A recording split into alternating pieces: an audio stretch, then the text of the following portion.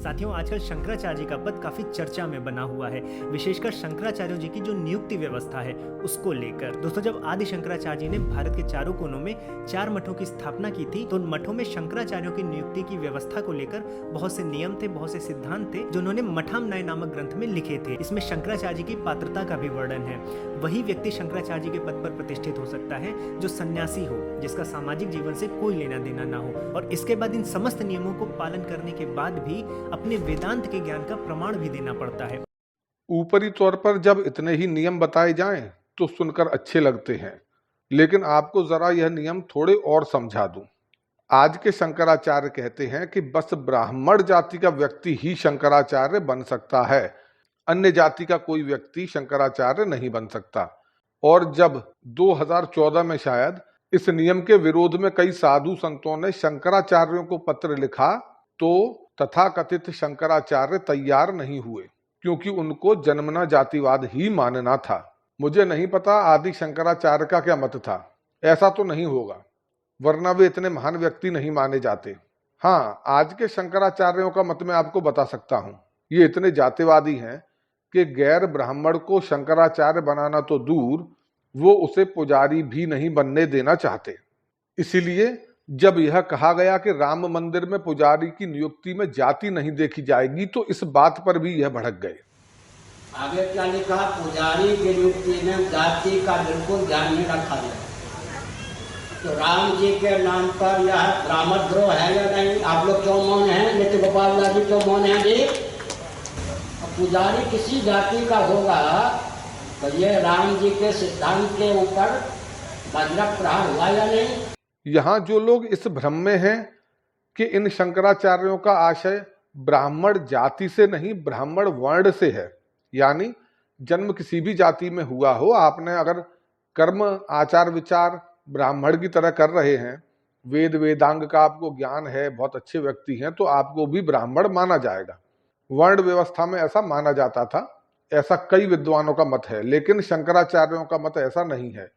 वो वर्ण और जाति को एक ही मानते हैं और उसे जन्म से ही मानते हैं, और उनका कहना है कि आपका जन्म जिस जाति में हो गया उसी का वर्ण आपको मिलेगा और फिर उसमें परिवर्तन संभव नहीं है, आपको उसी का कार्य करना चाहिए अगर धर्म की बात माने तो।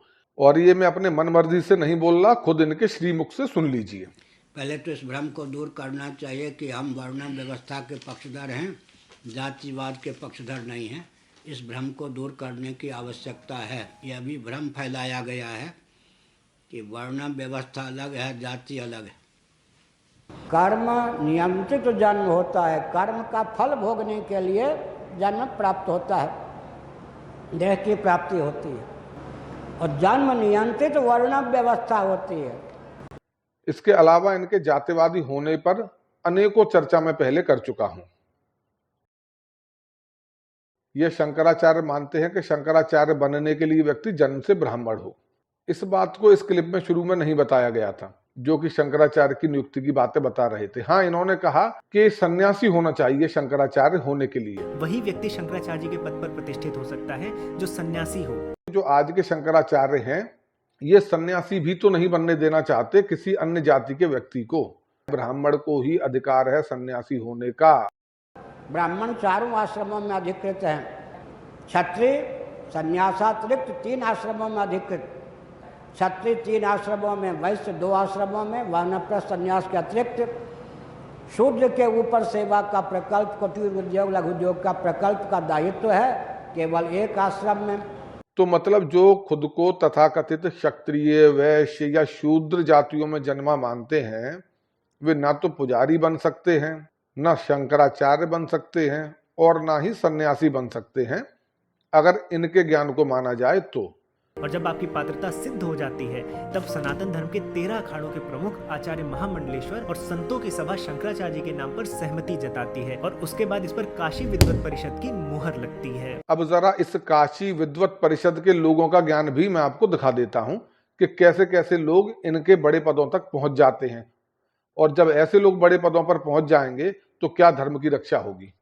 देखिए, मेरा नाम बड़ू प्रसाद शर्मा शास्त्री है और काशी के जो विद्वानों की मंडली है, श्री काशी विद्वत परिषद का मैं महामंत्री हूँ। छुआछूत जात पात मानता हूँ। हम एंटी एक्ट में कई बार गिरफ्तार हो चुके हैं। ये जो विश्वनाथ मंदिर फिर चमार जाते थे अंदर, हम लोग जो काशी के विद्वान बड़े बड़े शंकराचार्य कहते थे नहीं अंदर नहीं जाना, अंदर जाओगे तो पाप।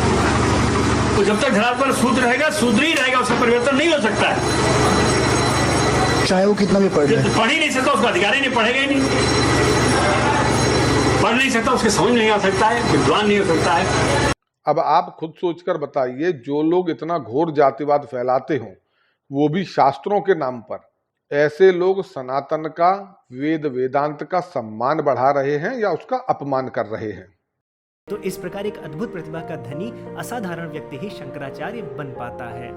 स्वामी जी, अगर नरेंद्र मोदी देश के प्रधानमंत्री बनते तो कितना बड़ा हुआ।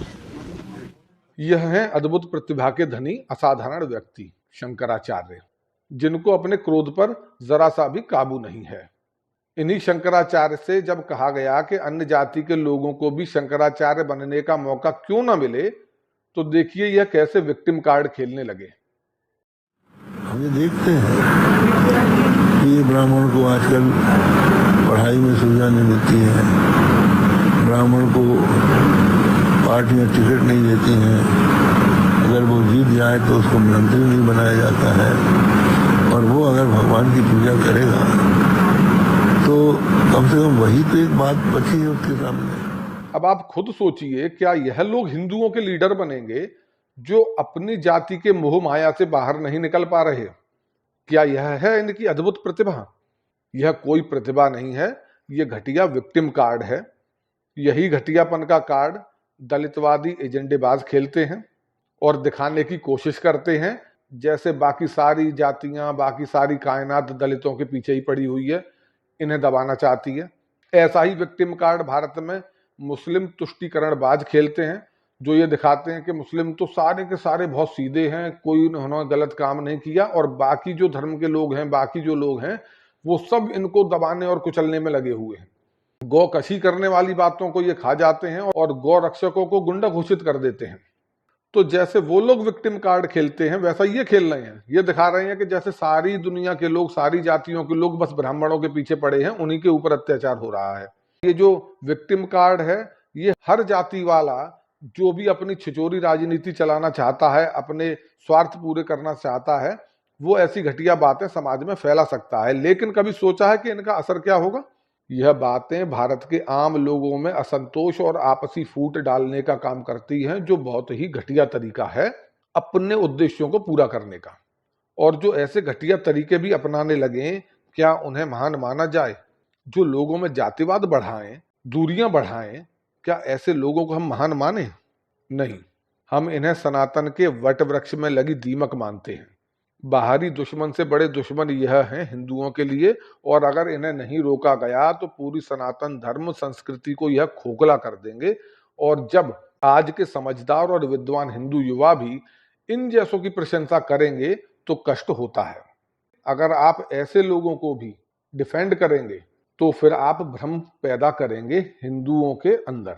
वो आपकी बात पर यकीन कर कर सोचेंगे कि नहीं, सनातन में जो ये शंकराचार्य लोग हैं, इस पद पे जो भी पहुंच गया, वो अपने मुंह से जो भी बोल रहा है वो बिल्कुल अक्षरशः सत्य है, हमारे शास्त्रों की वाणी है। नहीं है। शास्त्र खुद पढ़िए, समझिए, ये भी समझिए कि शास्त्रों में कितनी मिलावट हो चुकी। जो चीज अनैतिक है, जो चीज अन्यायकारी है, वो है, फिर वो कहीं भी लिखी हो, उसे स्वीकारा नहीं जाएगा। यह है सनातन धर्म। धर्म के बड़े पदों तक छोटी सोच वाले लोग भी पहुंच जाते हैं, आज भी पहुंच रहे हैं, जिसका प्रमाण आपको हम दिखा चुके। अतीत में भी पहुंचे होंगे और उन्होंने हमारे शास्त्रों में अपने दिमाग की गंदगी मिलाई होगी, और वो मिलावट भी आज हमें दिखाई देती है, स्पष्ट दिखती है। इसलिए मैं उम्मीद करूंगा कि जो भी लोग सनातन के भले के लिए सोच रहे हैं, वो किसी व्यक्ति, किसी पद, किसी पुस्तक के पीछे ना पड़े। जो सत्य है उसे सत्य की तरह बोलें। अगर कुछ गलतियां भी हैं हमारे लोगों में, उसे हम उजागर करेंगे ताकि उन्हें दूर किया जाए, और जो बड़े पद जिन्हें माना भी जाता है उनकी प्रतिष्ठा बनी रहे, और उन पर ऐसे लोग पहुंचे जो निष्पक्ष हों और जो मानवतावादी हों।